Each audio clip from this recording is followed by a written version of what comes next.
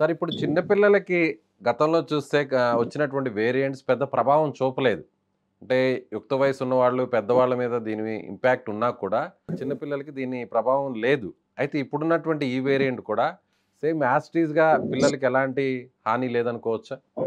అంటే ఒకటండి. కరోనా వైరస్‌లో ఒకటి మనం గమనించాల్సిన విషయం, కొంచెం అంత సంతోషపడాల్సిన విషయం ఏంటంటే, చిన్న పిల్లల్ని ఎక్కువ టార్గెట్ చేయట్లేదు. చాలా రేర్‌గా. చిన్న పిల్లల్ని ఎందుకంటే 6 నెలల పిల్లలు, 3 నెలల పిల్లలు పాజిటివ్ వచ్చిన కేసులు కూడా మేము చూసాం. బట్ వాళ్ళలో ఎలాంటి సింప్టమ్స్ లేవు. అన్నోటీస్డ్ వెళ్ళిపోయింది. అది చాలా హ్యాపీ న్యూస్ యాక్చువల్‌గా. కొంతమందిలో ఇప్పుడు ఇన్‌ఫ్లుయెన్జా వ్యాక్సిన్ ఉందనుకోండి, ఎంత వయసు తక్కువ ఉంటే అంత సివియర్ అయితది.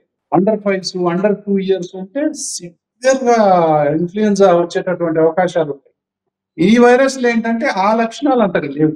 ఒమిక్రాన్ వేరియంట్‌లో కూడా అంత పెద్దగా లేవు. అయితే పిల్లలది కంట్రిబ్యూషన్ ఏంటంటే వీళ్ళకి తొందరగా అంటుకుంటది. వీళ్ళు స్కూళ్ళల్లో నుంచి పోయి ఇంట్లో ఉన్న పెద్దవాళ్ళకి అంటించేటటువంటి అవకాశాలు ఎక్కువుంటాయి. కాబట్టి చిన్న పిల్లల్లో ఏమైనా జలుబుందా? ఈ జలుబు నిజంగానే కరోనా వల్ల వచ్చిన జలుబా?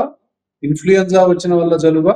అలర్జీలు ఇప్పుడు సీజన్ స్టార్ట్ అయితా ఉంది. అలర్జీలో వస్తున్నటువంటి జలుబా?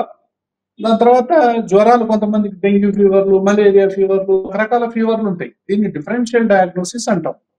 దేని వల్ల వస్తుంది అనేది కూడా మనం దాన్ని కరెక్ట్ డయాగ్నోసిస్ చేసిన తర్వాత మాత్రమే దాని గురించి మనం మాట్లాడాల్సొస్తది.